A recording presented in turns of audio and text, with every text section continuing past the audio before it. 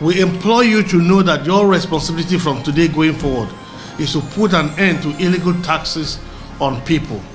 We have a tax law here that prescribes those who are exempted from tax.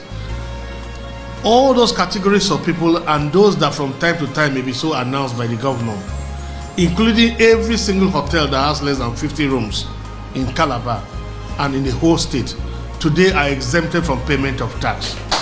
We have exempted all Okada drivers, taxi drivers, airport taxi drivers.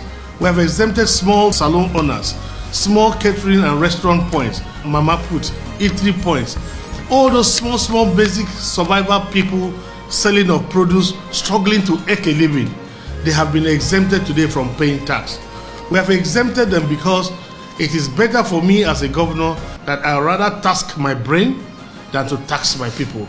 And great perseverance, you have the right for anybody who comes before you to demand tax. You have the right to say, stop, the governor have said we should not pay tax.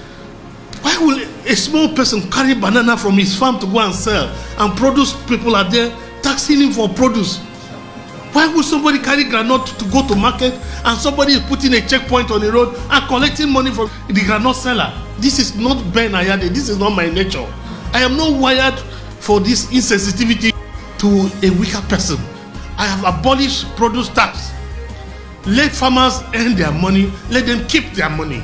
Because you didn't give them fertilizer, you did not irrigate the soil, you did not prepare the soil for them, you did not do the land clearing for them.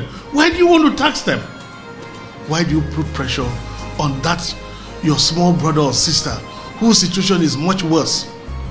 Why will we expect that people who don't have scholarship for their children, who don't have good schools, they struggle to pay, struggle with the uniforms, struggle to have security in their small businesses, struggle to get water with their borehole, struggle with generator, and government is providing almost nothing to come back to such people and tax them? I think this is the greatest injustice. I never knew that 5 years into office as governor, I would still find somebody who could live in a thatch house in Crosswell. I almost cried because I knew how prepared I was, but it didn't end the way I had dreamt for the state. And I just think that somewhere God will just help me, because I really wish I could really wish I could help. It's very painful, truly.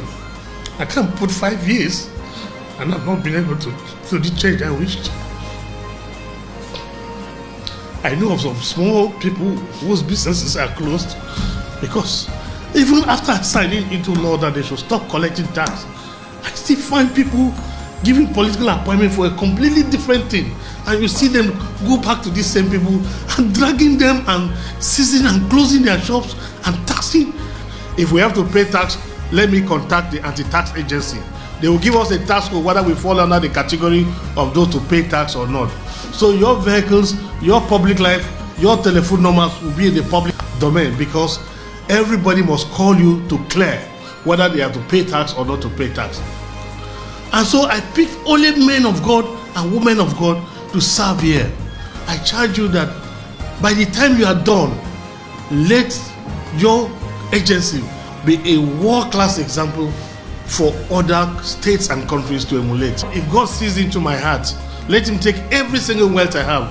If he can make every single Cross-Riverian rich, if he can take every single Cross-Riverian out of poverty, let Ben Ayade and the Ayades, let us be poor for Cross-Riverians to be comfortable.